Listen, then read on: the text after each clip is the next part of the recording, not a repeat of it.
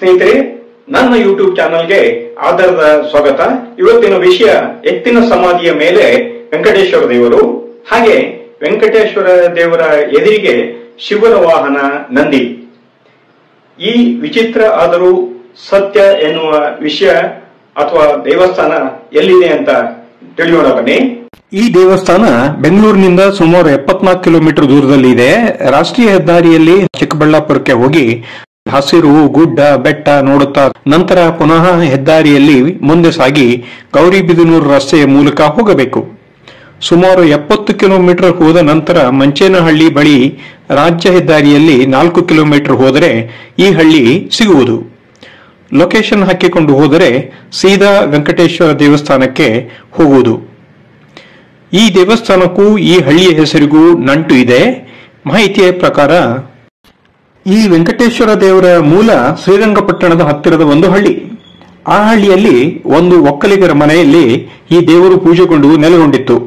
ಒಮ್ಮೆ ಅವರ ಮನೆಯಲ್ಲಿದ್ದ ವಯಸ್ಸಿಗೆ ಬಂದ ಹೆಣ್ಣು ಮಗಳು ತಲೆ ಸ್ನಾನ ಮಾಡಿ ಬಿಸಿಲಿಗೆ ಕೂದಲು ಒಡ್ಡಿ ಒಣಗಿಸಿಕೊಳ್ಳುತ್ತಾ ಇದ್ದಳು. ಆಗ ಅದೇ ಸಮಯಕ್ಕೆ ಅಲ್ಲಿಗೆ ಬಂದ ಅನ್ಯಮತದ ರಾಜ ಪರಿವಾರ ಅವಳನ್ನು ನೋಡುತ್ತದೆ. ನಂತರ ಅವಳ ತಂದೆಯನ್ನು ಕರೆಸಿ ಮದುವೆ ಪ್ರಸ್ತಾಪ ಇಡುತ್ತಾರೆ. ದೊಡ್ಡ ಕುಟುಂಬದ ಆ ತಂದೆ ಹಿರಿಯರನ್ನು ಕೇಳಿ ಬರಲು ಸಮಯ ಬೇಡುತ್ತಾನೆ. ಹಾಗೆ ಸಮಯ ಪಡೆದು ಮನೆಗೆ ಬಂದವನೇ ಅನ್ಯ ಮತದ ರಾಜ ಪರಿವಾರದವರಿಗೆ ತನ್ನ ಮಗಳನ್ನು ಕೊಡಲು ಮನಸ್ಸಿಲ್ಲದೆ ಕುಟುಂಬ ಸಮೇತ ಊರು ಬಿಡಲು ಸಿದ್ಧನಾಗುತ್ತಾನೆ. ಆಗ ದೇವರನ್ನು ಮನೆಯಲ್ಲಿರುವ ಸುರುಳಿ ಕೊಂಬು ಇರುವ ಎತ್ತಿನ ಮೇಲೆ ಇಟ್ಟುಕೊಂಡು ಊರು ಬಿಡುತ್ತಾನೆ. ರಾತ್ರಿಯೆಲ್ಲ ಪ್ರಯಾಣ ಮಾಡುತ್ತಾ ಹಗಲು ಅಲ್ಲಲ್ಲಿ ಅಡಗಿಕೊಳ್ಳುತ್ತಾ ದೂರದ ಹೊಸ ಜಾಗ ಹುಡುಕುತ್ತಾ ಬಂದಾಗ ಈ ಊರಿನಲ್ಲಿ ವೆಂಕಟೇಶ್ವರ ಸ್ವಾಮಿ ಹೊತ್ತ ಎತ್ತು ಸತ್ತು ಹೋಗುತ್ತದೆ. ನಂತರ ಇಲ್ಲಿ ಎತ್ತಿನ ಸಮಾಧಿ ಮಾಡಲಾಗುತ್ತದೆ. ಆಗ ವೆಂಕಟೇಶ್ವರ ಸ್ವಾಮಿಯ ಬಯಕೆಯಂತೆ ಆ ಕುಟುಂಬ ಎತ್ತಿನ ಸಮಾಧಿಯ ಮೇಲೆ ಆ ದೇವರನ್ನು ಪ್ರತಿಷ್ಠಾಪಿಸಿ ಆ ಜಾಗದಲ್ಲಿ ಕುಟುಂಬದವರು ನೆಲೆಸುತ್ತಾರೆ. ಸುರುಟಿ ಕೊಂಬಿನ ಎತ್ತಿನ ನೆನಪಲ್ಲಿ ಈ ಹಳ್ಳಿಗೆ ನೂಲುಗುಮ್ಮನ ಹಳ್ಳಿ ಎಂದು ಕರೆದರು. ಅರ್ಥಾತ್ ಸುರುಟಿ ಕೊಂಬಿನ ಎತ್ತಿನ ಊರು. ಎತ್ತಿನ ಸಮಾಧಿಯ ಮೇಲಿರುವ ಈ ವಿಷ್ಣು ದೇವರ ಎದುರಿಗೆ ಶಿವನ ನಂದಿ ಅಥವಾ ಬಸವಣ್ಣ ಇರುವುದು ಇಲ್ಲಿನ ವಿಶೇಷ. ಇಂತಹ ಅಪರೂಪದ ದೇವಸ್ಥಾನ ಬಹುಶಃ ಎಲ್ಲೂ ಇರಲಿಕ್ಕಿಲ್ಲ.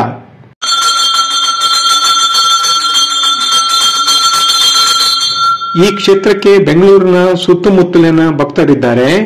ಶ್ರಾವಣ ಮಾಸದಲ್ಲಿ ವಿಜೃಂಭಣೆಯಿಂದ ಪೂಜೆ ಉತ್ಸವಗಳು ನಡೆಯುತ್ತದೆ.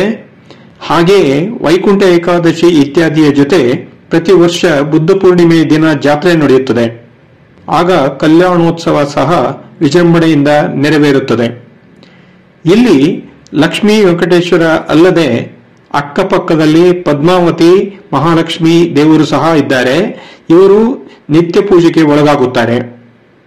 ಇನ್ನು ದೇವಸ್ಥಾನದ ಆವರಣದಲ್ಲಿ ಈ ದೇವರ ಬಲಕ್ಕೆ ಪಾಂಡುರಂಗ ಸ್ವಾಮಿ ಹಾಗೂ ಎಡಕ್ಕೆ ಆಂಜನೇಯ ಸ್ವಾಮಿ ಗುಡಿಗಳಿವೆ. ಆಂಜನೇಯ ಸ್ವಾಮಿ ಕಲ್ಲಿನಲ್ಲಿ ಉದ್ಭವವಾಗಿದೆ. ಇವೆರಡರ ಪೂಜೆ ಉತ್ಸವಗಳು ಭರ್ಜರಿಯಾಗಿ ನಡೆಯುತ್ತದೆ. ಇದು ಚಿಕ್ಕಬಳ್ಳಾಪುರ ಜಿಲ್ಲೆಯ ಗೌರಿಬಿದನೂರು ತಾಲೂಕು ಮಂಚೇನಹಳ್ಳಿ ಹೋಬಳಿಯಲ್ಲಿ ಬರುತ್ತಿದ್ದರೂ ಬೆಂಗಳೂರಿನಿಂದ ಅಪಾರ ಭಕ್ತರು ಬಂದು ಹೋಗುತ್ತಾರೆ ಮತ್ತು ಇದಕ್ಕೆ ನಡೆದುಕೊಂಡಿದ್ದಾರೆ. ಇದಕ್ಕೆ ಹತ್ತಿರದ ಪ್ರೇಕ್ಷಣೀಯ ಸ್ಥಳ ಎಂದರೆ ಈಶಾ ಫೌಂಡೇಶನ್.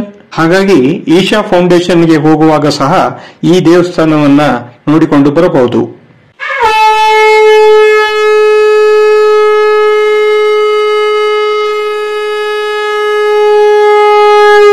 ವಿಚಿತ್ರ ಆದರೂ ಸತ್ಯ ಎನ್ನುವ ಹಾಗೆ ವೆಂಕಟೇಶ್ವರ ದೇವರ ಎದುರಿಗೆ ಶಿವನ ವಾಹನ ಮತ್ತು ಎತ್ತಿನ ಸಮಾಧಿಯ ಮೇಲೆ ವೆಂಕಟೇಶ್ವರ.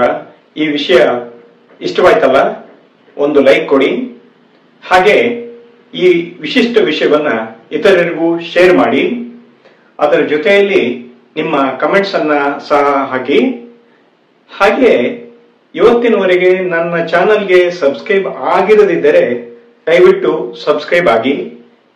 ಮುಂದಿನ ಸಂಚಿಕೆಗಾಗಿ ಕಾಯಿರಿ. ಧನ್ಯವಾದಗಳು.